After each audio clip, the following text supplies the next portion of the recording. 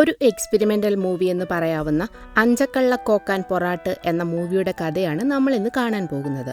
മലയാള cinema ലോകത്തെ പുതിയ genre സിനിമകൾ കൊണ്ട് സമ്പന്നമാക്കാൻ പോകുന്ന പുതുതലമുറ സംവിധായകനായ ഉല്ലാസ് ചെമ്പൻ സംവിധാനം നിർവഹിച്ച ചിത്രമാണിത്. ചെമ്പൻ വിനോദ്, ലുക്മാൻ, മെറിൻ ജോസ് പൊട്ടയ്ക്കൽ, പ്രവീൺ, മേഘ തോമസ്, മണികണ്ഠൻ ആചാരി തുടങ്ങിയവരാണ് ചിത്രത്തിൽ പ്രധാന കഥാപാത്രങ്ങളെ അവതരിപ്പിച്ചിരിക്കുന്നത്. കേരള കർണാടക ബോർഡറിലുള്ള കാളഹസ്തി എന്ന് പറയുന്ന ഒരു ഹില്ലി ഏരിയയിൽ പ്രവർത്തിക്കുന്ന ഒരു പോലീസ് സ്റ്റേഷനും അവിടെ നടക്കുന്ന ഒരു കൊലപാതകവും അതുമായി ബന്ധപ്പെട്ട ചില സംഭവങ്ങളുമൊക്കെ ഇതിവൃത്തമാക്കിയ ഒരു ചിത്രമാണ് അഞ്ചക്കള്ള കോക്കാൻ പൊറാട്ട്. കാളഹസ്തിയിലെ ഒരു പ്രമുഖനായ ചാപ്ര എന്നൊരു മുതലാളിയുടെ വീട് കാണിച്ചുകൊണ്ടാണ് ചിത്രം തുടങ്ങുന്നത്.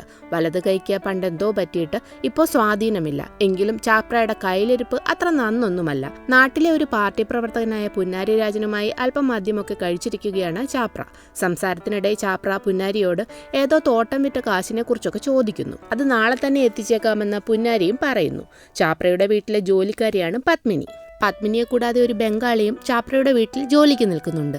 പാട്ടും മദ്യവും ഒക്കെയായി അവരങ്ങനെ ഇരിക്കുമ്പോൾ പെട്ടെന്ന് വലിയൊരു ഒച്ച കേൾക്കുന്നു. പന്നിക്ക് വെച്ച കെണിയുടെ ശബ്ദമാണ് കേട്ടിരുന്നത്. അങ്ങനെ ചാപ്രയും കൂട്ടരും കൂടി ആ ശബ്ദം കേട്ട ദിക്കിലേക്ക് പന്നിയെ തപ്പി ഇറങ്ങുന്നു. പുന്നാരി ഒരു വഴി, വീട്ടുജോലിക്ക് നിൽക്കുന്ന ബംഗാളി ഒരു വഴി, മുതലാളി മറ്റൊരു വഴിയെ.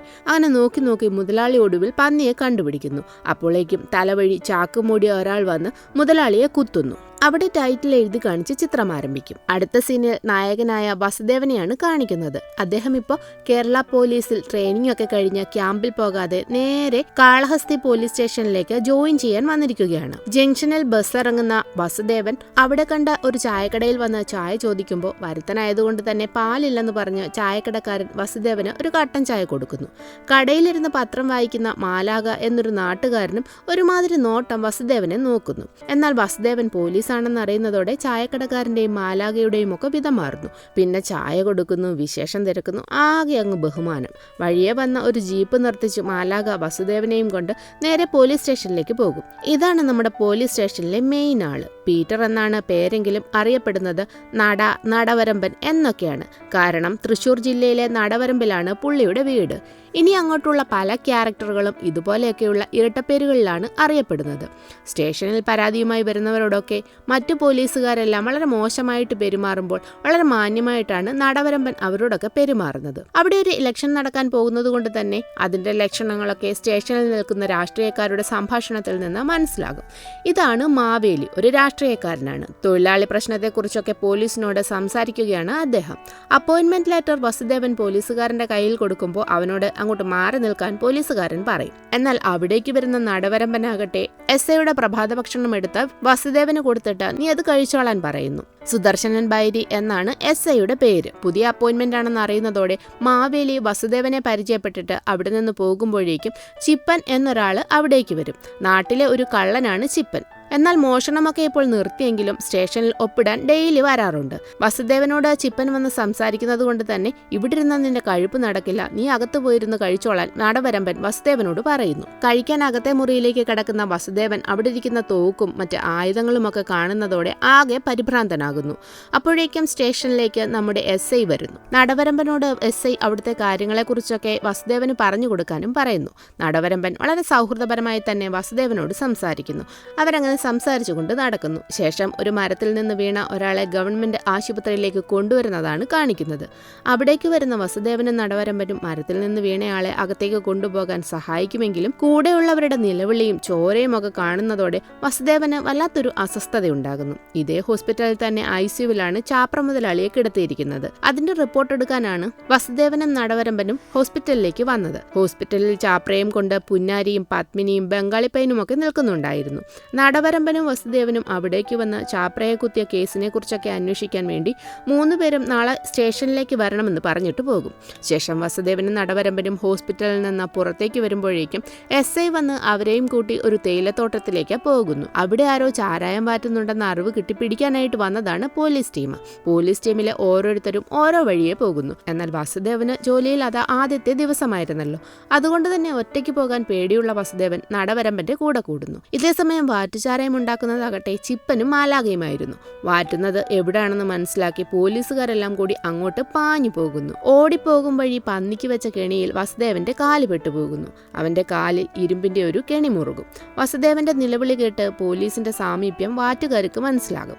പോലീസുകാരെല്ലാം ഓടിക്കൂടി കെണി എടുക്കാൻ നോക്കുമ്പോഴേക്കും മാലാക വന്ന് കെണി അഴിച്ചു കൊടുക്കുന്നു. നിങ്ങളൊക്കെ എന്തിനാ ഈ വഴി വന്നതെന്ന് ചോദിക്കുമ്പോൾ ഇവിടെ ആരോ വാറ്റുന്നുണ്ടെന്നറിഞ്ഞ് വന്നതാണെന്ന് പോലീസുകാർ പറയുമെങ്കിലും മാലാക പറയും, ഓ ഇവിടെ ഇപ്പോൾ ആര് വാറ്റാനാ, ഇവിടെ അങ്ങനെയൊന്നുമില്ല, ഇവിടെ എല്ലാം കെണികളാണെന്നൊക്കെ പറയുന്നുണ്ട്. അങ്ങനെ എല്ലാവരും കൂടി വസുദേവനെ അവിടെയുള്ള ഒരു സ്ത്രീയുടെ അടുത്ത് കൊണ്ടുചെന്ന് പച്ചമരുന്നൊക്കെ വെക്കുന്നു. എന്നിട്ട് അവർ സ്റ്റേഷനിലേക്ക് ചെല്ലുമ്പോൾ പത്മിനിയും പുന്നാരിയും ഒക്കെ സ്റ്റേഷനിൽ വന്നിട്ടുണ്ടായിരുന്നു. അവിടെ ഇലക്ഷൻ നടക്കാൻ പോവുകയാണെന്ന് പറഞ്ഞല്ലോ. അതുകൊണ്ട് തന്നെ SP-യുടെ അടുത്ത് നിന്നും ചാപ്ര കേസ് തെളിയിക്കാൻ വേണ്ടി നല്ല പ്രഷർ പോലീസിനുണ്ടായിരുന്നു. അതുകൊണ്ട് തന്നെ SI നടയോട് കേസിന്റെ കാര്യം വേഗത്തിൽ മൂവ് ആക്കാനൊക്കെ പറയുന്നുണ്ട്. അങ്ങനെ എല്ലാത്തിനെയും പോലീസ് എടുത്തിട്ട് തല്ലും. എങ്ങനെയൊക്കെ ഉപദ്രവിച്ചിട്ടും ആർക്കും പ്രത്യേകിച്ച് ഒന്നും പറയാനുണ്ടായിരുന്നില്ല. ഇതെല്ലാം കണ്ട് വസുദേവനാകെ പേടിച്ചിരിക്കുകയാണ്. വസുദേവനോട് പത്മിനിയെ അടിക്കാൻ പോലീസ് പറയുമ്പോൾ നടവരമ്പൻ കയറി ഇടപെടുന്നു. പെട്ടെന്ന് പത്മിനി ഇന്നലെ രാത്രി ചിപ്പൻ ചാപ്ര മുതലാളിയുടെ അവിടെ വന്നിരുന്നെന്ന് പറയുന്നു. തല്ല് സഹിക്കാൻ വയ്യാതെ പുന്നാരി, ഞങ്ങൾക്ക് ഈ കേസിൽ ഒരു പങ്കുമില്ല, എന്തെങ്കിലും സംശയമുണ്ടെങ്കിൽ ചാപ്രച്ചായനോട് തന്നെ നേരിട്ട് ചോദിക്കാൻ SIയോട് പറയുന്നു. അരമണിക്കൂർ മുമ്പ് മരിച്ച ചാപ്രയോട് ഞാൻ അങ്ങനെ പോയി ചോദിക്കുമിടാ എന്ന് SIയും തിരിച്ചു ചോദിക്കും. അപ്പോഴാണ് ചാപ്ര മരിച്ച വിവരം എല്ലാവരും അറിയുന്നത്. അടുത്ത സീനിൽ നമ്മുടെ ഗില്ലാപ്പീസിന്റെ എൻട്രിയാണ്. അതായത് ചാപ്രയുടെ മക്കളാണ് ഗില്ലാപ്പീസ്. ഇവർക്ക് പ്രത്യേകിച്ച് പേരില്ല, ഗില്ലാപ്പീസ് എന്നാണ് ഇവരെ അറിയപ്പെടുന്നത്. ഇത് മൂത്തവൻ. ഇവൻ സംസാരിക്കുന്നത് അത്ര ക്ലിയർ അല്ല. ഏകദേശം ഈ കുഞ്ഞു കുട്ടികളൊക്കെ കൊത്ത സംസാരിക്കില്ലേ, അതുപോലെയാണ് ഇവന്റെ സംസാരം. ഇളയവന് തീരെ സംസാരശേഷിയുമില്ല. ചേട്ടൻ ഗില്ലാപ്പി നേരെ വന്ന് ചായക്കടക്കാരനോട് സിഗരറ്റ് ചോദിക്കുന്നു. എന്നാൽ ചായക്കടക്കാരന് അവരാരാണെന്ന് മനസ്സിലാകാത്തത് കൊണ്ട് തന്നെ അയാൾ സ്ഥിരം മുട കാണിക്കും. സിഗരറ്റിന് പകരം ബീഡി കൊടുക്കുന്നു. അവനത് വാങ്ങി വലിച്ചുകൊണ്ട് അവിടെ നിൽക്കുമ്പോൾ കുറച്ച് രാഷ്ട്രീയക്കാര് ആ കടയിലേക്ക് വരുന്നുണ്ട്. ചാപ്ര മരിച്ചത് കാരണം പ്രചരണം നടന്നില്ലെന്ന് അവർ പറയുമ്പോൾ അവനിവിടെ കിടന്നേ മരിക്കുമെന്ന് എനിക്കറിയാമായിരുന്നു. ഇവിടെ വളരെ മോശം സ്വഭാവമുണ്ടായിരുന്ന ഏതോ ഒരു ആദിവാസി പെണ്ണിനെ ചതിച്ച് അവളുടെ തോട്ടം സ്വന്തമാക്കി ഇവിടെ കുടിയേറിയവനാണ് ചാപ്ര എന്നൊക്കെ ചാപ്രയെക്കുറിച്ചും ഗില്ലാപ്പീസിന്റെ അമ്മയെക്കുറിച്ചുമൊക്കെ ചായക്കടക്കാരൻ പറയുന്നത് കേട്ട് ഗില്ലാപ്പീസ് അവിടെ നിൽക്കുന്നുണ്ട്. എന്നാൽ ഇതാണ് ഗില്ലാപ്പീസ് എന്ന് ചായക്കടക്കാരനും അവിടെ നിൽക്കുന്നവന്മാർക്കും അറിയില്ലല്ലോ. പെട്ടെന്ന് അനിയൻ ഗില്ലാപ്പി അങ്ങോട്ട് ഒരു കൂടവുമായി വന്ന് എല്ലാത്തിനും നല്ല കണക്കിന് കൊടുക്കും. അപ്പോഴേക്കും ചേട്ടൻ തോക്കും എടുക്കുന്നു. ഇതോടെ എല്ലാവന്മാരും അവിടെ നിന്നും ഓടി രക്ഷപ്പെടും. ഗില്ലാപ്പീസ് ആരാണെന്ന് ഇപ്പം ഏകദേശം മനസ്സിലായില്ലേ. താമസിക്കാൻ മറ്റ് സൗകര്യങ്ങളില്ലാത്തത് കൊണ്ട് തന്നെ വസുദേവനും നടവരമ്പന്റെ കൂടെ സ്റ്റേഷനിൽ തന്നെയാണ് രാത്രി കഴിയുന്നത്. അവരങ്ങനെ രാത്രി ഫുഡ് കഴിച്ചിരിക്കുമ്പോൾ കാളഹസ്തിയെക്കുറിച്ച് നടവരമ്പൻ വസുദേവന് പറഞ്ഞു കൊടുക്കുന്നു. വലിയ പ്രശ്നങ്ങളൊന്നുമില്ലാത്തൊരു നാടാണെങ്കിലും ആ നാട്ടിലുമുണ്ട് എല്ലാ നാടിനെയും പോലെ ഒരു ശാപം. അത് കൊള്ളിയാനാണ്. പക്ഷെ മനുഷ്യർക്ക് കൊള്ളിയാനെ കൊണ്ട് ഒരു ശാപവുമില്ല. കാരണം അവൻ എപ്പോഴും ഉപദ്രവിക്കുന്നത് മൃഗങ്ങളെ ആയിരുന്നു. നീ എന്തോ അവതാരമാണെന്നൊക്കെ ആരോ പറഞ്ഞതായും നടവരമ്പൻ വസുദേവനോട് ചോദിക്കുന്നുണ്ട്. ശേഷം വസുദേവന്റെ ഒരു ഫ്ലാഷ് ബാക്കാണ് പിന്നീട് കാണിക്കുന്നത്. അതായത് വസുദേവന്റെ ബാല്യം. വസുദേവന്റെ അച്ഛനും അമ്മയും പൊറാട്ട് നാടകക്കാരായിരുന്നു.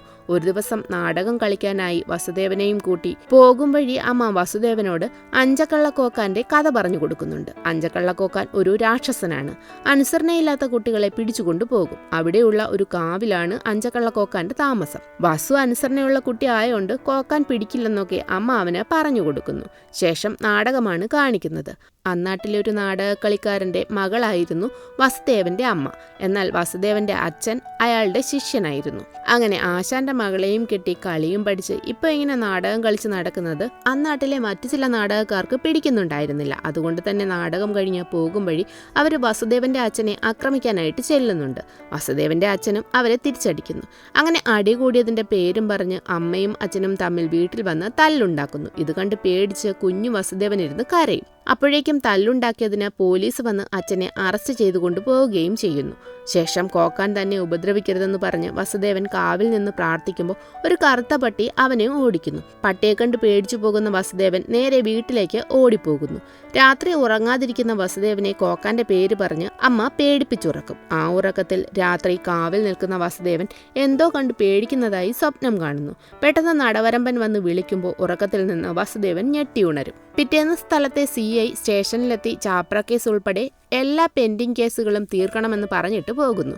അതോടെ ചാപ്ര കേസ് എങ്ങനെയെങ്കിലും തെളിയിക്കണമെന്ന് പോലീസുകാരും തീരുമാനിക്കും. ആകെ കിട്ടിയ അറിവ് ത്രികോണാകൃതിയിലുള്ള എന്തോ ഒരു ആയുധം കൊണ്ട് കുത്തിയെന്ന് മാത്രമാണ്. കൂട്ടത്തിലുള്ള ഒരു പോലീസുകാരൻ ഇനി കൊള്ളിയാനെങ്ങാനുമായിരിക്കുമോ എന്ന് ചോദിക്കുമ്പോൾ അവനിതുവരെ അവൻ്റെ ഏരിയ വിട്ട് പുറത്തു വന്ന ആരെയും ഉപദ്രവിച്ചിട്ടില്ല. തന്നെയുമല്ല, ആയുധം ഉപയോഗിച്ച് അവൻ ആരെയും ഉപദ്രവിക്കുന്ന ശീലവുമില്ല. അതുകൊണ്ട് ഇത് കൊള്ളിയാനായിരിക്കില്ലെന്ന് നടവരമ്പൻ പറയുന്നു. അങ്ങനെയെങ്കിൽ പിന്നെ ഇത് ആരായിരിക്കുമെന്ന് പോലീസും ചിന്തിക്കുന്നു. ഇതേസമയം ഗില്ലാപ്പീസും അവരുടേതായ രീതിയിൽ ചാപ്രയ്ക്ക് കുത്തുകിട്ടിയ സ്ഥലത്തൊക്കെ ചെന്ന് നോക്കുന്നുണ്ട്. അവിടെ നിന്നും ഒരു തീപ്പെട്ടിക്കുള്ളിലാക്കിയ കുറച്ച് കഞ്ചാവ് ബീഡി ഗില്ലാപ്പീസിന് കിട്ടുന്നു. ഇവിടെ ആരാ കഞ്ചാവ് വലിക്കുന്നതെന്ന് ഗില്ലാപ്പീസ് വന്ന വീട്ടിൽ ബംഗാളിയോട് ചോദിക്കുന്നു. പണ്ട് തോട്ടപ്പണിക്ക് വന്നിരുന്ന കരിവണ്ടുമണിയാണ് ഇവിടെ സാധാരണ കഞ്ചാവ് വലിക്കാറുള്ളത്. പണ്ട് ചാപ്രയുമായി കാശിനെ ചൊല്ലി വഴക്കുണ്ടായിട്ടുണ്ടെന്നും ബംഗാളി ഗില്ലാപ്പീസിനോട് പറഞ്ഞു കൊടുക്കുന്നു. ലോക്കപ്പിന്റെ പൂട്ട് കേടായത് ശരിയാക്കാൻ കൊല്ലപ്പണിക്കാരനായ കുമാരൻ എന്നൊരാൾ സ്റ്റേഷനിൽ വന്ന് അത് ശരിയാക്കിക്കൊണ്ടിരിക്കുന്നുണ്ട്. അതേസമയം ഗില്ലാപ്പീസ് തോക്കുമായി ഇറങ്ങിയിട്ടുണ്ടെന്ന് നടവരമ്പൻ വന്ന് SIയോടും പറയുന്നു. എന്നാൽ താൻ പോയി ആദ്യം അത് അന്വേഷിക്കാൻ പറഞ്ഞ് SI നടവരമ്പനെ അവിടെ നിന്നും പറഞ്ഞുവിടും. അവിടെയുള്ളൊരു ഷാപ്പുകാരൻ്റെ മകളുടെ കല്യാണമായിരുന്നു അന്ന്. അയാളുടെ സന്തോഷത്തിന് മകളെയും കൂട്ടി അയാൾ ഷാപ്പിൽ കൊണ്ടുവന്ന് എല്ലാവരെയും സൽക്കരിക്കുന്നു. തൊട്ടടുത്തുള്ള ചിപ്പന്റെ വീട്ടിലെത്തി പോലീസ് ഇതേ സമയം അന്വേഷണം നടത്തുന്നു. ഒന്നും കണ്ടുകിട്ടാത്തതുകൊണ്ട് തന്നെ പോലീസ് അവിടെ നിന്നും പോകും. കൊലപാതകം നടന്ന ദിവസം ചാപ്രയുടെ വീട്ടിൽ ചിപ്പൻ വന്നു എന്ന പത്മിനിയുടെ വാക്കിന്റെ അടിസ്ഥാനത്തിലാണ് പോലീസ് ഈ അന്വേഷണങ്ങളൊക്കെ നടത്തുന്നത്. കരിവണ്ടിനെ അന്വേഷിക്കുന്ന ഗില്ലാപ്പീസ് കരിവണ്ട് മണിയൻ ആരാണെന്ന് മനസ്സിലാകാത്തതുകൊണ്ട് തന്നെ അവിടൊക്കെ ഇങ്ങനെ പരതി നടക്കും. ഇതിനിടെ അവിടെ ഉണ്ടായിരുന്ന റേഡിയോയിലെ വോളിയം ഒക്കെ കൂട്ടിവെച്ചിട്ട് അനിയൻ ഗില്ലാപ്പീസ് പതിയെ ഡാൻസ് തുടങ്ങുന്നു.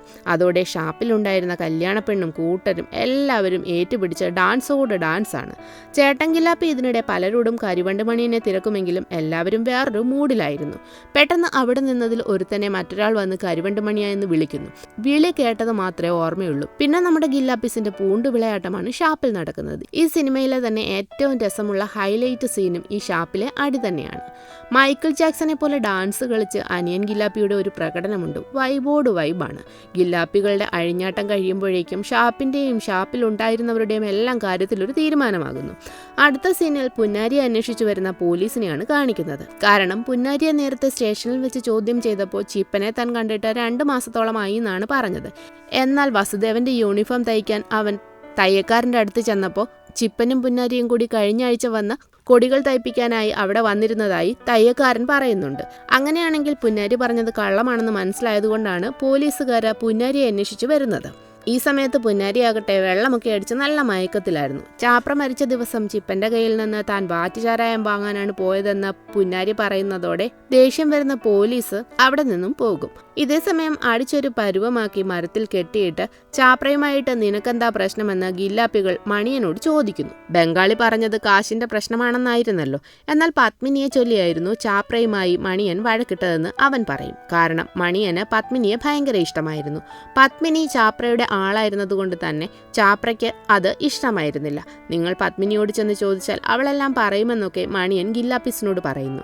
ഇതേസമയം പുന്നാരിയെ അന്വേഷിച്ച് മാവേലി വരുന്നുണ്ട്. പോലീസ് പുന്നാരിയെ അന്വേഷിച്ചു വന്നത് എന്തിനാണെന്ന് അറിയാനാണ് മാവേലിയുടെ വരവ്. അവരുടെ സംഭാഷണത്തിൽ നിന്ന് രണ്ടുപേരും തമ്മിൽ എന്തോ ഇടപാടുകളുണ്ടെന്നും അത് അവർ മറയ്ക്കാൻ ശ്രമിക്കുന്നതായും നമുക്ക് മനസ്സിലാകും. പോലീസ് കാര്യമായി അന്വേഷണം തുടങ്ങിയ സ്ഥിതിക്ക് പോലീസുകാർക്ക് പ്രതിയാക്കാൻ ഒരാളെ ഇട്ടുകൊടുക്കാൻ മാവേലി പുന്നാരിയോട് പറയുന്നു. എന്നാൽ ഇതേ സമയം തന്നെ ഒരാൾ സ്റ്റേഷനിലെത്തി താനാണ് ചാപ്രയെ കൊന്നതെന്ന് മൊഴി കൊടുക്കുന്നു. അതാണ് കൊല്ലൻ ശങ്കരൻ.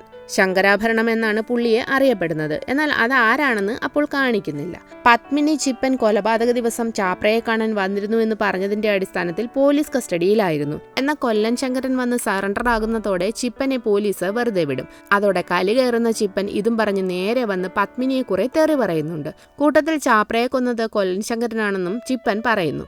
എന്നാൽ ഇതേ സമയം മണിയൻ പറഞ്ഞതനുസരിച്ച് പത്മിനിയെ ചോദ്യം ചെയ്യാൻ വേണ്ടിയിട്ട് ഗില്ലാപ്പീസും അവിടെ വന്നിട്ടുണ്ടായിരുന്നു. അവർ പത്മിനിയെ ചോദ്യം ചെയ്തുകൊണ്ടിരിക്കുകയാണ് ചിപ്പന്റെ ആ വരവ്. ശങ്കരനാണ് ചാപ്രയെ കൊന്നതെന്ന് അറിയുന്നതോടെ ഗില്ലാപ്പീസ് പത്മിനിയുടെ അടുത്ത് നിന്നും പോകുന്നു. മാവേലിയുടെ അടുത്തേക്ക് പാഞ്ഞു വരുന്ന പുന്നാരിയോട് ഏർപ്പാടാക്കിയ ആള് കൊള്ളാം, ചുഴലി പിടിച്ചവനായതുകൊണ്ട് വലിയ അന്വേഷണമൊന്നും കാണില്ല, അവൻ എത്ര കൊടുത്തെന്ന് മാവേലി പുന്നാരിയോട് ചോദിക്കുന്നു. എന്നാൽ പുന്നാരി ഏൽപ്പിച്ച ആളായിരുന്നില്ല ശങ്കരനെന്ന് പുന്നാരി പറയുന്നു. ശങ്കരന്റെ എൻട്രി സീൻ ശരിക്കും അപ്പോഴാണ് കാണിക്കുന്നത്. ശങ്കരനാണ് കൊലപാതകി എന്ന് മനസ്സിലാകുന്നതോടെ ഗില്ലാപ്പീസ് അവനെ കൊല്ലാനായി കച്ചകെട്ടി ഇറങ്ങും. പ്രതിയെ കിട്ടിയതുകൊണ്ട് തന്നെ പോലീസ് തുടർ നടപടികളൊക്കെ സ്വീകരിക്കുന്നു. എന്നാൽ ഇതിനിടെ കൊലപാതകി എന്തിനായിരിക്കും ചാപ്രയെ കൊന്നതെന്ന് പോലീസുകാരൻ ചോദിക്കുമ്പോൾ അത് വല്ല സാമ്പത്തിക ഇടപാടുമായിരിക്കുമെന്ന് നടവരമ്പൻ പറയും. ഇതേസമയം ഗില്ലാപ്പീസ് തോക്കുമായി നേരെ പോലീസ് സ്റ്റേഷനിലേക്ക് വരുന്നുണ്ട്. അപ്പൻ്റെ തോക്ക് സറണ്ടർ ചെയ്യാനാണ് വന്നതെന്ന് അവർ പറയുമെങ്കിലും വരവിൻ്റെ ഉദ്ദേശം അറിയാവുന്നത് കൊണ്ട് തന്നെ പോലീസ് അവരെ അനുനയിപ്പിച്ച് പറഞ്ഞുവിടുന്നു, പ്രത്യേകിച്ച് നടവരമ്പൻ. പോകാൻ തുടങ്ങുമ്പോൾ ഏതായാലും സറണ്ടർ ചെയ്യാൻ കൊണ്ടുവന്നതല്ലേ തോക്ക്, അതിങ്ങ് തന്നേക്കെന്ന് പറഞ്ഞ് നടവരമ്പൻ തോക്ക് മേടിച്ച് എടുക്കുന്നുമുണ്ട്. അന്ന് രാത്രിയുള്ള സ്റ്റേഷനാണ് പിന്നെ കാണിക്കുന്നത്. രാത്രി ഡ്യൂട്ടിയിലുണ്ടായിരുന്ന പോലീസുകാരൻ അവർക്ക് കഴിക്കാൻ ഫുഡ് വാങ്ങാൻ പറഞ്ഞ് വസുദേവനെ പുറത്തേക്ക് വിടും. അവൻ പുറത്തേക്ക് ഇറങ്ങാൻ തുടങ്ങുമ്പോൾ നടവരമ്പൻ സ്റ്റേഷനിലേക്ക് വരുന്നു. നടവരമ്പനെ അവിടെ ഇരുത്തി പോലീസുകാരനൊന്ന് കുളിക്കാനായി പോവുകയും ചെയ്യും. അടുത്ത സീനിൽ ഭക്ഷണം വാങ്ങാൻ പോയ വസുദേവൻ തിരികെ വരുമ്പോൾ എന്തോ വലിയ ശബ്ദങ്ങളും നിലവിളിയുമൊക്കെ സ്റ്റേഷനിൽ നിന്നും കേൾക്കും. പിന്നെ കാണിക്കുന്നത് നിലത്ത് കിടക്കുന്ന ശങ്കരനെയും തൊട്ടടുത്ത് നിൽക്കുന്ന നടവരമ്പനെയുമാണ്. ഇങ്ങനെ തല്ലിയാൻ അവൻ മരിച്ചു പോകുമെന്ന് പറഞ്ഞ് ഓടിവരുന്ന പോലീസുകാരൻ നടവരമ്പനെ പുറത്തേക്ക് പറഞ്ഞുവിടും. എന്താ സംഭവിച്ചതെന്ന് വസുദേവന് മനസ്സിലാകുന്നില്ല. അന്ന് രാത്രി ഭക്ഷണം കഴിച്ചുകൊണ്ടിരിക്കുമ്പോൾ ചാപ്രയുമായിട്ട് എന്താ പ്രശ്നമെന്ന് വസുദേവൻ ശങ്കരനോട് ചോദിക്കുന്നു. അപ്പോൾ ശങ്കരൻ ഒരു ഫ്ലാഷ് ബാക്ക് പറയുന്നു. ചാപ്രയും ശങ്കരനും മണിയനും ബാക്കി എല്ലാ കൂട്ടാളികളും കൂടെ ചേർന്ന് സ്ഥിരമായിരുന്ന് ചീട്ട് കളിക്കുന്ന ഒരു സ്ഥലമുണ്ട്. ഒരിക്കൽ അവരങ്ങനെ ചീട്ട് കളിക്കുന്നതിനിടയിൽ ശങ്കരനെ അന്വേഷിച്ച് ശങ്കരൻ്റെ മകൾ മണി അവിടേക്ക് വരുന്നുണ്ട്. കൂടെ ഒരു ചെറിയ പന്നിക്കുട്ടിയുമുണ്ട്. ചുണ്ടൻ എന്നാണ് ആ പന്നിക്കുട്ടിയുടെ പേര്. മണിയുടെ അമ്മ നേരത്തെ മരിച്ചുപോയതാണ്. അതുകൊണ്ട് തന്നെ വളരെ കൊഞ്ചിച്ചാണ് ശങ്കരൻ മകളെ വളർത്തുന്നത്. കാവിൽ ഉത്സവത്തിന് കൊണ്ടുപോകണമെന്ന് പറയാനാണ് മണി ശങ്കരനെ അന്വേഷിച്ച് വരുന്നത്. നിന്നോട് ഞാൻ പലതവണ പറഞ്ഞിട്ടില്ലേ, എന്നെ അന്വേഷിച്ച് ഇങ്ങോട്ടൊന്നും വരരുതെന്ന് പറഞ്ഞ് ശങ്കരൻ മണിയെ വീട്ടിലേക്ക് കൊണ്ടുപോകുന്നു. അന്ന് രാത്രി വെള്ളമടിച്ച് ബോധമില്ലാതെ വന്നു കിടന്ന് ശങ്കരൻ ഉറങ്ങുന്നു. ഇടയ്ക്ക് ഉറക്കമെണീക്കുന്ന മണി ചുണ്ടനെ കാണാത്തത് കൊണ്ട് തന്നെ അതിനെ അന്വേഷിച്ച് പുറത്തേക്ക് പോകും. രാത്രി ഇങ്ങനെ ഇറങ്ങി നടക്കരുതെന്ന് പറഞ്ഞിട്ടില്ലേ എന്ന് ചോദിച്ച് ശങ്കരൻ അവളുടെ പുറകെ വരുന്നു. പെട്ടെന്ന് ഒരു മരത്തിന്റെ പുറകിൽ ചുണ്ടന്റെ ശബ്ദം കേട്ട് ചെന്ന് നോക്കുമ്പോഴേക്കും കൊള്ളിയാൻ ശങ്കരനെയും തട്ടിയിട്ട് ചുണ്ടനെയും കൊണ്ട് അവിടെ നിന്നും ഓടിപ്പോകും. ഇത് കണ്ട് പേടിച്ചു പോകുന്ന മണിക്ക് ചുഴലി വന്ന് വയ്യാതാകും. ചുണ്ടനെ നഷ്ടപ്പെടുന്നതോടെ മണിയാകെ ഒറ്റപ്പെടുന്നു. അവൾക്ക് വല്ലാത്ത വിഷമമാകുന്നു. അതോടെ ശങ്കരൻ അവളുടെ കൂടെ കൂടുതൽ സമയം കളിക്കാനും ചിരിക്കാനുമൊക്കെ തുടങ്ങുന്നു. അങ്ങനെ കാവിലെ വേലയുടെ അന്ന് മണി വേലയ്ക്ക് പോകാൻ ഒരുങ്ങി ശങ്കരനെയും കാത്തു നിൽക്കും. ശങ്കരന് ഈ സമയം ഒരു പന്നിക്കുട്ടിയെ കിട്ടുമോ എന്നറിയാൻ മാലാഖയെ തപ്പി കള്ളിഷാപ്പിലെത്തുന്നു. മാലാഖ ശങ്കരനെ നിർബന്ധിച്ച് കുടിപ്പിക്കും. കാത്തുനിന്ന് മുഷിഞ്ഞിട്ടും കാണാത്തത് കൊണ്ട് മണി നേരെ ശങ്കരനെ അന്വേഷിച്ച് വീട്ടിൽ നിന്നും ഇറങ്ങും. രാത്രിയാകുമ്പോൾ ശങ്കരൻ ഒരു പന്നിക്കുട്ടിയെയും കൊണ്ട് നേരെ വീട്ടിലേക്കെത്തും.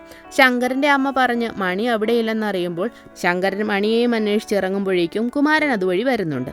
വഴിക്ക് വെച്ച് ശങ്കരനെ അന്വേഷിച്ച് മണി വീട്ടിലേക്ക് പോകുന്നതായി കുമാരൻ ശങ്കരനോട് പറയുന്നു. തെരച്ചിലിനൊടുവിൽ പുഴയിൽ നിന്ന് മണിയുടെ ശവം കിട്ടും. പോലീസിന്റെ പ്രാഥമിക അന്വേഷണത്തിൽ ശങ്കരനെ പോലെ തന്നെ മണിക്കും ചുഴലി വരുന്ന പതിവുണ്ടായിരുന്നു. അതുകൊണ്ട് തന്നെ അങ്ങനെ മരണപ്പെട്ടതാകാമെന്നും നടവരമ്പൻ SIയോട് പറയും. തന്നെയുമല്ല, ഇവരൊക്കെ ആദിവാസി വിഭാഗത്തിൽ പെട്ടവരാണ്. അതുകൊണ്ട് അവർ പോസ്റ്റ്മോർട്ടം ചെയ്യാനൊന്നും സമ്മതിക്കില്ല. അവരോട് ഞാൻ സംസാരിച്ചോളാമെന്നൊക്കെ നടവരമ്പൻ SIയോട് പറയുന്നു. അങ്ങനെ SIയും അതിന് സമ്മതിക്കും. ഇത്രയും കേൾക്കുന്ന വസുദേവൻ മണി മരിച്ചത് ദീനം വന്നിട്ടല്ലേ, പിന്നെന്തിനാണ് ചാപ്രയെ കൊന്നതെന്ന് ചോദിക്കുമ്പോൾ ചാപ്രയെ കൊന്നത് ഞാനല്ലെന്ന് ശങ്കരൻ പറയുന്നു. അവിടെ വീണ്ടും ഒരു ഫ്ലാഷ് ബാക്കാണ് കാണിക്കുന്നത്. പത്മിനിയുമായി ചെറിയ ചുറ്റിക്കളിയൊക്കെയുള്ള നടവരമ്പനെയാണ് പിന്നെ കാണിക്കുന്നത്. അവർ തമ്മിൽ ചില ഇടപാടുകളൊക്കെ ഉണ്ടായിരുന്നു. അതെന്താണെന്ന് വെച്ചാൽ പത്മിനിയുടെ ഭർത്താവായിരുന്നു സിദ്ധൻ ചാപ്രയുടെ കൈയാളായിരുന്നു.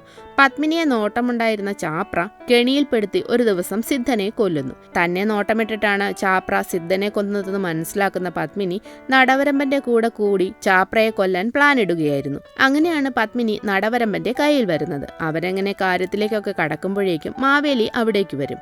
പുന്നാരി പറഞ്ഞേൽപ്പിച്ച ആളല്ല ശങ്കരൻ. പിന്നെ അവനെന്തിനാ ഈ കേസ് ഏറ്റെടുത്തിരിക്കുന്നതെന്ന് മാവേലി നടവരമ്പനോട് ചോദിക്കുന്നു. അത് കേൾക്കുമ്പോഴാണ് നടവരമ്പനും ആ ചിന്തയുണ്ടാകുന്നത്. അങ്ങനെയാണ് നടവരമ്പൻ അന്ന് രാത്രി സ്റ്റേഷനിലേക്ക് വരുന്നത്. അതായത് വസുദേവൻ ഭക്ഷണം വാങ്ങിക്കാൻ ഇറങ്ങാൻ നേരം നടവരമ്പൻ സ്റ്റേഷനിലേക്ക് വന്നില്ലേ, ആ സീൻ. അതിന്റെ ബാക്കിയാണ് പിന്നെ കാണിക്കുന്നത്. സ്റ്റേഷനിലുണ്ടായിരുന്ന പോലീസുകാരൻ കുളിക്കാൻ പോയതിനു ശേഷം നടവരമ്പൻ നേരെ ശങ്കരന്റെ അടുത്തേക്ക് ചെല്ലുന്നു. ആർക്കു വേണ്ടിയാണ് നീ ഈ കേസ് ഏറ്റെടുത്തത് എന്ന് ചോദിക്കുമ്പോൾ നിനക്ക് വേണ്ടി എന്ന് ശങ്കരൻ പറയുന്നു. ശേഷം രണ്ടുപേരും തമ്മിൽ അടിയാകും. ഞാൻ എൻ്റെ മകൾക്ക് വേണ്ടിയാണ് വന്നതെന്ന് അലറി പറയുന്ന ശങ്കറിന് പെട്ടെന്ന് ചുഴലി വന്ന് താഴെ വീഴും. ഈ സമയത്ത് വീണ്ടും ഒരു ഫ്ലാഷ് ബാക്ക് കാണിക്കുന്നു. മണിയുടെ ശവം കുളിപ്പിച്ചപ്പോൾ അവളുടെ ശരീരത്തിൽ ധാരാളം മുറിവുകളുള്ളതായി കുമാരന്റെ ഭാര്യ കുമാരനോട് വന്ന് പറയുന്നു. ആ സമയത്താണ് കുമാരന് വേലയിടന്ന് നടന്ന ഒരു കാര്യം ഓർമ്മ വരുന്നത്. പതിവ് പോലെ ശങ്കറിനെ അന്വേഷിച്ച് അന്നും മണി ചീട്ട് കളിക്കുന്നിടത്തേക്ക് വന്നിരുന്നു. അപ്പൻ ഷാപ്പിൽ കാണും. മോൾ വീട്ടിലേക്ക് പോക്കോളാൻ പറഞ്ഞ് കുമാരൻ മണിയെ എവിടെ നിന്നും പറഞ്ഞു വിടുന്നു. ശേഷം അവൾ വീട്ടിലേക്ക് പോകുന്നതിനിടയിൽ നടവരമ്പൻ മണിയെ കാണുന്നു. മോൾ ഇവിടെ നിൽക്കണ്ട, വല്ല മൃഗങ്ങളുമൊക്കെ കാണുമെന്ന് പറഞ്ഞ് അയാൾ അവളെ ആളൊഴിഞ്ഞ ഒരു സ്ഥലത്തേക്ക് കൊണ്ടുപോകുന്നു. ശേഷം അവളെ ഉപദ്രവിക്കാൻ തുടങ്ങുമ്പോഴേക്കും മണിക്ക് ചുഴലി വരും. ഈ സമയം ശങ്കരൻ ഷാപ്പിൽ മാലാഖയോടൊപ്പം കള്ളു കുടിച്ച് ആടിപ്പാടുകയായിരുന്നു. ചുഴലി വരുന്ന മണിയുടെ മൂക്കും വായും നടവരമ്പൻ പൊത്തിപ്പിടിക്കുമ്പോൾ മരണവെപ്രാളത്തിനിടയിൽ അവൾ അയാളുടെ പാൻറിൽ മുറുകെ പിടിക്കുന്നുണ്ട്. ശേഷം കാണിക്കുന്നത് ചീട്ട് കളിക്കുന്നിടത്തേക്ക് വരുന്ന നടവരമ്പനെയാണ്. നടവരമ്പന്റെ പാൻറിലെ മുട്ടായിയുടെ അംശം അപ്പോൾ കുമാരൻ ശ്രദ്ധിച്ചിരുന്നു. മണി ശങ്കരനെ അന്വേഷിച്ച് അവിടെ വന്ന സമയം അവളുടെ കയ്യിലിരുന്ന മുട്ടായി കുമാരൻ കണ്ടിരുന്നല്ലോ. ഈ സംശയങ്ങൾ കുമാരൻ പറയുന്നതോടെ ശങ്കരൻ തന്റെ മകളെ കൊന്നത് നടവരമ്പനാണെന്ന് ഉറപ്പിക്കുകയായിരുന്നു. ശേഷം നടവരമ്പനെ കൊല്ലാൻ പല കെണികളും ശങ്കരൻ ഒരുക്കിയെങ്കിലും അതിൽ നിന്നെല്ലാം നട രക്ഷപ്പെടുകയായിരുന്നു. അതിലൊരു കെണിയിലാണ് അന്ന് വസുദേവൻ വീണത്.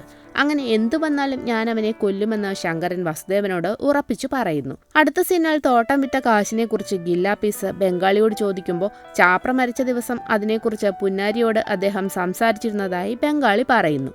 പിറ്റേന്ന് സ്റ്റേഷനിലേക്ക് വരുന്ന നടവരമ്പന് ശങ്കരൻ എല്ലാ കാര്യങ്ങളും വസുദേവനോട് പറഞ്ഞുവെന്ന് വസുദേവന്റെ പെരുമാറ്റത്തിൽ നിന്ന് നടവരമ്പന് മനസ്സിലാകും. അടുത്ത സീനിൽ ചാപ്രയുടെ തോട്ടം വിറ്റ കാശ് വീതം വെക്കുന്നതിനെ കുറിച്ചൊക്കെ ഫോണിൽ സംസാരിക്കുകയാണ് പുന്നാരിയും മാവേലിയും. അവരങ്ങനെ സംസാരിക്കുന്നതിനിടയിൽ ഗില്ലാപ്പി പുന്നാരിയുടെ വീട്ടിലേക്ക് വരുന്നു. തോട്ടം വിറ്റ കാശിനെ കുറിച്ച് ചോദിക്കുമ്പോൾ അത് ചാപ്രയെ ഏൽപ്പിച്ചുവെന്നാണ് പുന്നാരി പറയുന്നത്. എല്ലാത്തിൻ്റെയും കണക്ക് എത്രയും പെട്ടെന്ന് ഞങ്ങൾക്ക് വേണമെന്ന് പറഞ്ഞിട്ട് ഗില്ലാപ്പീസ് അവിടെ നിന്നും പോകുന്നു. ആകെ പേടിച്ചു പോകുന്ന പുന്നാരി ഗില്ലാപ്പീസ് പോയ ശേഷം മാവേലിയെ വിളിച്ച് ഗില്ലാപ്പികൾ വന്നതും കാശ് ചോദിച്ചതും ഇനി നമ്മൾ എന്ത് ചെയ്യുമെന്നൊക്കെ വെപ്രാളത്തോടെ പറയുന്നുണ്ട്. അപ്പോഴേക്കും അനിയൻ ഗില്ലാപ്പി വീണ്ടും അവിടേക്ക് വരും. വന്നപാടെ അവൻ അവിടെ ഉണ്ടായിരുന്ന ഒരു ടേപ്പ് റെക്കോർഡറിന്റെ അടുത്തേക്കാണ് പോകുന്നത്.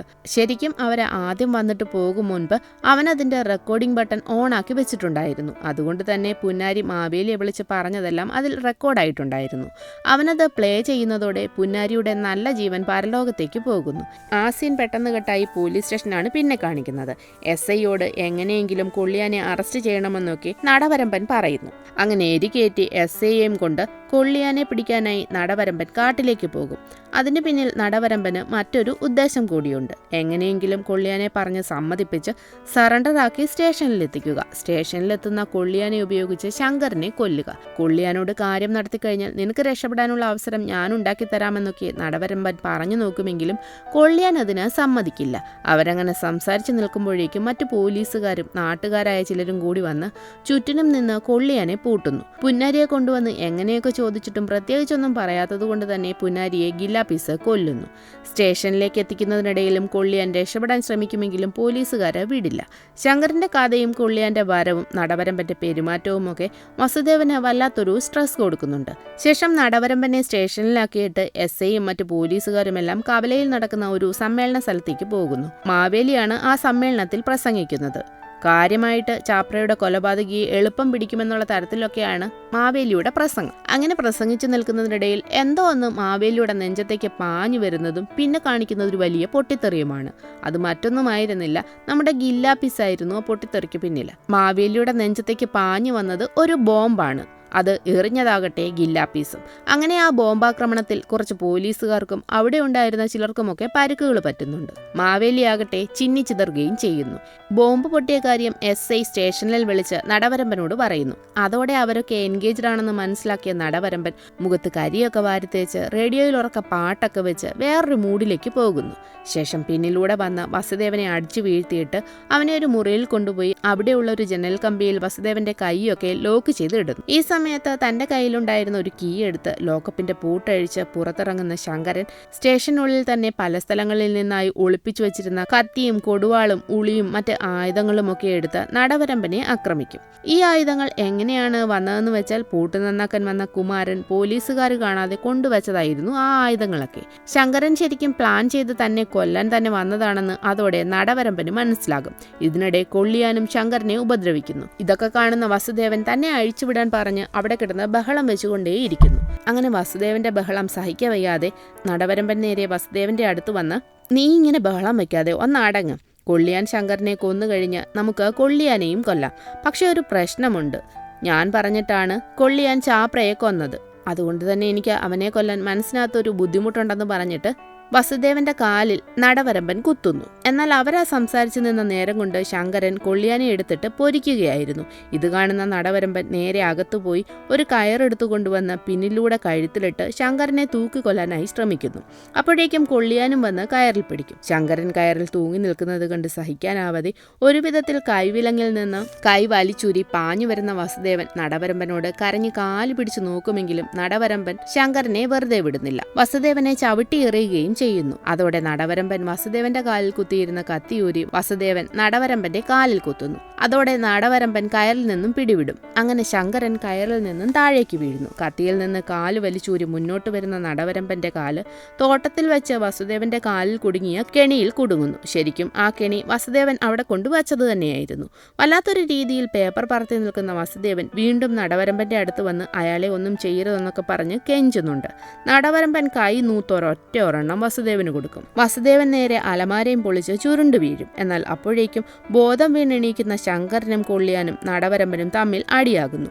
ശങ്കരനെ ഒരുവിധം നടവരമ്പൻ ലോക്കപ്പിലേക്ക് തള്ളിയിടുന്നു. ശേഷം അവനെ പൂട്ടിയിട്ട് കൊള്ളിയാനെ കൊണ്ട് ശങ്കരനെ വെടിവെപ്പിക്കാനായി ഉന്നം വയ്ക്കുന്നു. അങ്ങനെ ഉന്നം വെച്ച് നിൽക്കുമ്പോഴേക്കും വീണ്ടും സ്റ്റേഷനിൽ ഒരു പൊട്ടിത്തെറി നടക്കും. ഗില്ലാപ്പീസിന്റെ വരവായിരുന്നു ആ പൊട്ടിത്തെറിക്കും പിന്നിൽ. അവര് ബോംബെറിഞ്ഞ് സ്റ്റേഷന്റെ ഒരു ഭാഗം പൊളിക്കുന്നു. എന്നാൽ അതിൽ നിന്നും ഒരു തീപ്പൊരി വന്ന് വീഴുന്നതാകട്ടെ ചേട്ടൻ ഗില്ലാപ്പിയുടെ കയ്യിലിരുന്ന ബോംബുണ്ടായിരുന്ന സഞ്ചിയിലേക്കാണ്. അതോടെ ചേട്ടൻ ഗില്ലാപ്പിയും പൊട്ടിത്തെറിക്കുന്നു.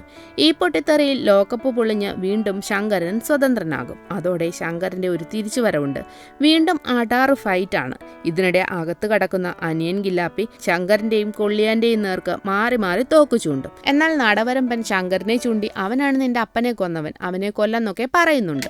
ഗില്ലാപ്പി ശങ്കരന്റെ നേർക്ക് തോക്കു ചൂണ്ടുമ്പോഴേക്കും ഒരു മിന്നായം പോലെ തോക്കുമായി നിൽക്കുന്ന വസുദേവനെയും ശേഷം വെടിയേറ്റു വീഴുന്ന ശങ്കരനെയും ഗില്ലാപ്പിയെയും കൊള്ളിയാനെയുമാണ് കാണിക്കുന്നത്. ശരിക്കും ഇവിടെയാണ് വസുദേവന്റെ മുഖംമൂടി അഴിഞ്ഞു വീഴുന്നത്. കൊള്ളിയാനെക്കാട്ടിലും ശങ്കരനെക്കാട്ടിലും ഗില്ലാപ്പികളെക്കാട്ടിലും ഒക്കെ വളരെ ടെററായിട്ടുള്ള ഒരാളായിരുന്നു വസുദേവൻ. ഇപ്പോഴാണ് അവിടെ എന്താ സംഭവിച്ചതെന്ന് ശരിക്കും കാണിക്കുന്നത്. ഗില്ലാപ്പി തോക്ക് ശങ്കരന് നേരെ ചൂണ്ടിയപ്പോൾ തന്നെ വസുദേവൻ സ്റ്റേഷനിലിരുന്ന കുറേ തോക്കുകളുമായി അവിടേക്ക് വരുന്നുണ്ട്. ഗില്ലാപ്പിയോട് ശങ്കരനല്ല നടവരമ്പനും കൊള്ളിയാനും ചേർന്നാണ് നിന്റെ അപ്പനെ കൊന്നതെന്ന് വസുദേവൻ പറയുമ്പോൾ ഞങ്ങളല്ല ശങ്കരനാണ് എന്ന് പറഞ്ഞ് നടവരമ്പൻ ഗില്ലാപ്പിയെ കൺഫ്യൂസ് ചെയ്യുന്നു. ഗില്ലാപ്പി വേഗം ശങ്കരനെ വെടിവെക്കും. പെട്ടെന്ന് വസുദേവൻ ഗില്ലാപ്പിയെയും കൊള്ളിയാനെയും വെടിവെച്ച് വീഴ്ത്തുന്നു. അടുത്ത നടവരമ്പനെ വെടിവെക്കാൻ തുടങ്ങുമ്പോഴേക്കും നടവരമ്പൻ അവിടെ നിന്നും ഓടി രക്ഷപ്പെടും. അതോടെ സ്റ്റേഷനിലെ കറണ്ടും പോകുന്നു. തനിക്ക് വസുദേവനിൽ നിന്ന് രക്ഷയില്ലെന്ന് മനസ്സിലാക്കുന്ന നടവരമ്പൻ സ്റ്റേഷനിലിരിക്കുന്ന ചാപ്രയെ കൊന്നതിന്റെ കുറെ കാശെടുത്തു കൊടുത്തിട്ട് ഇതെല്ലാം കൊള്ളിയാന്റെ തലയിൽ നമുക്ക് കെട്ടിവെക്കാം, എന്നിട്ട് നമുക്ക് രക്ഷപ്പെടാമെന്നൊക്കെ പറഞ്ഞ് വസുദേവനെ എങ്ങനെയെങ്കിലും വശത്താക്കാൻ നോക്കുന്നുവെങ്കിലും അവൻ അതിലൊന്നും വീഴുന്നില്ല. നല്ല രീതിയിൽ തന്നെ നടവരമ്പനെ അവൻ കൈകാര്യം ചെയ്യും. അടിയറവ് പറയുന്ന നടവരമ്പന്റെ കഴുത്തിൽ വീതുളി വെച്ച് വസുദേവൻ നിൽക്കുമ്പോൾ അവന്റെ ചെറുപ്പത്തിലെ ഒരു ഫ്ലാഷ് ബാക്ക് കാണിക്കുന്നുണ്ട്. ഒരു ദിവസം അവന്റെ അമ്മ വീട്ടിലൊരു കവർ ഇരിക്കുന്നത് കണ്ട് ഇതെന്താണെന്ന് പറഞ്ഞ് അതിലിരിക്കുന്ന സാധനം എടുത്ത് നോക്കുമ്പോൾ അതിനുള്ളിൽ ഒരു കറുത്ത പട്ടിയുടെ തല അറുത്ത് വെച്ചിരിക്കുകയായിരുന്നു. വസുദേവൻ കാവിൽ പ്രാർത്ഥിച്ചു നിന്നപ്പോൾ അവനെ ഓടിച്ച ഒരു കറുത്ത പട്ടിയില്ലേ, ആ കറുത്ത പട്ടിയുടെ തലയാണ് അവൻ അറുത്ത് വെച്ചിരുന്നത്. ആ പട്ടിയുടെ തലയറുത്ത അതേ ആവേശത്തിൽ വസുദേവൻ നടവരമ്പന്റെയും തലയറുക്കുന്നു. അങ്ങനെ എല്ലാം അവസാനിക്കുന്നു. ഈ നടന്ന സംഭവങ്ങളെല്ലാം പിറ്റേന്ന് ലോകമറിയുന്നത് എന്നാൽ മറ്റൊരു തരത്തിലായിരുന്നു. ചാപ്രയുടെ കൊലപാതകിയായ ശങ്കരനെ കൊല്ലാൻ ഗില്ലാപ്പികൾ സ്റ്റേഷനിലേക്ക് ബോംബെറിഞ്ഞു. ആ ആഘാതത്തിൽ ശങ്കരനോടൊപ്പം തന്നെ ഗില്ലാപ്പികളും മരണപ്പെട്ടു. ഈ സമയം രക്ഷപ്പെടാൻ ശ്രമിച്ച കൊള്ളിയാനെ പിടിക്കുന്നതിനിടയിൽ നടവരമ്പൻ മരണപ്പെട്ടു. കൊള്ളിയാൻ സ്റ്റേഷനിൽ നിന്നും രക്ഷപ്പെട്ടു. അവന്റെ ബോഡി എന്നാൽ ഇതുവരെ കണ്ടുകിട്ടിയിട്ടുമില്ല. ശേഷം പരിക്കുകളോടെ വസുദേവനെ ഹോസ്പിറ്റലിൽ അഡ്മിറ്റ് ചെയ്യുന്നു. ശരിക്കും പറഞ്ഞാൽ ആ സ്റ്റേഷനിൽ നിന്നും രക്ഷപ്പെട്ടിരിക്കുന്നത് കൊള്ളിയാനും വസുദേവനും മാത്രമായിരുന്നു. കൊള്ളിയാന്റെ ശല്യം ഏതായാലും ഇനി ഉണ്ടാകില്ല എന്ന് ഉറപ്പാണ്. വസുദേവനാകട്ടെ ഹോസ്പിറ്റലിൽ അഡ്മിറ്റും. കുട്ടിയായിരുന്നപ്പോൾ തന്നെ ശരിക്കും വസുദേവന്റെ ശരീരത്തിൽ അഞ്ചക്കള്ളക്കോക്കാൻ ആവേശിച്ചിരുന്നതായും കാണിക്കുന്നുണ്ട്. ശരിക്കും ഈ കഴിഞ്ഞ സീനുകളിലൊക്കെ വസുദേവൻ പേടിക്കുകയായിരുന്നില്ല, പകരം അവൻ അവനെ തന്നെ കൺട്രോൾ ചെയ്യുകയായിരുന്നു. പിന്നീട് ഇതെല്ലാം ഒരു പൊറാട്ട് നാടകമായി അവതരിപ്പിക്കുന്നത് കാണിച്ചുകൊണ്ട് ചിത്രം അവസാനിക്കുന്നു.